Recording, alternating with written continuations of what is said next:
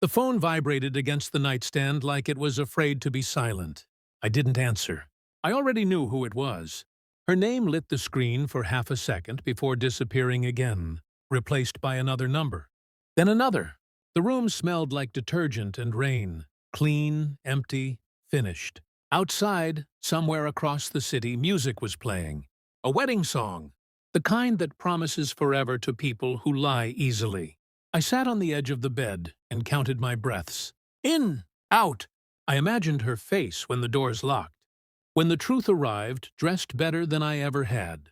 The first call had come exactly at noon. The ceremony was scheduled for 12:30. That timing wasn't an accident. A week earlier, she stood in the kitchen and wouldn't look at me. Her hands kept smoothing the air, like she was erasing something invisible. "Please," she said, voice thin. "Don't come to my sister's wedding." I laughed once, quiet, confused. "Why?" she sighed. Not tired, annoyed. "I don't want people to know you're just a cleaner." The word landed carefully, measured, like she'd practiced it. I waited for the joke, the apology, the softening. She didn't give me any of that. "I'll tell them you're dead," she added, eyes finally meeting mine. Cold, efficient. "Never contact me again." There are moments when your body understands something your mind refuses to touch. My chest burned. My hands went numb. I didn't raise my voice. I didn't argue. I just nodded, and left in tears she didn't bother to notice. I replayed our marriage in fragments. The late nights. The locked phone.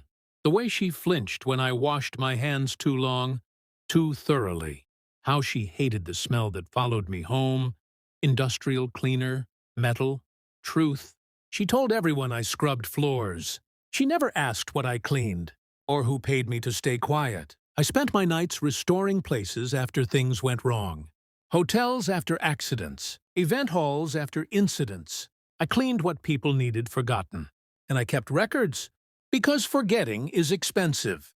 And secrets appreciate in value. When she said I was dead, something inside me finally stopped trying to be alive for her. I didn't confront her. I verified.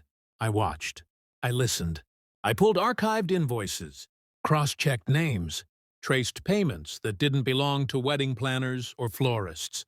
Her family moved money like they expected no one to look closely. They were wrong.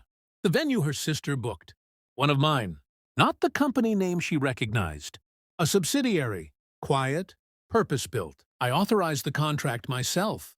And I scheduled a compliance audit for the wedding day. I stayed calm. I washed my hands. And I waited. The report arrived at dawn. Fraud. Embezzlement. Insurance manipulation.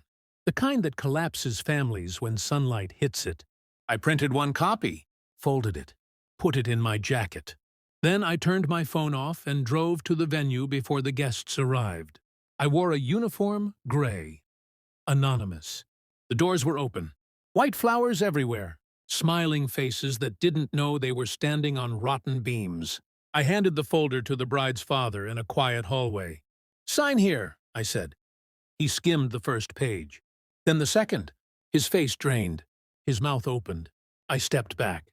No yelling, no scene. The auditors arrived 10 minutes later. By noon, the locks changed. That's when my phone started ringing. Her number first, then her sister's, then cousins, uncles, numbers I didn't recognize, all vibrating with the same panic. I answered one. "Where are you?" My ex-wife hissed. "What did you do?" I pictured her in white dresses and borrowed smiles, trapped outside a building that now knew their secrets. "I cleaned," I said, and hung up. I turned the phone off again. That night I sat alone. No music, no celebration. Just quiet. She sent messages I didn't read. Apologies dressed as confusion. Love disguised as fear. The same manipulation she'd perfected on me. I deleted them all. I wasn't angry anymore.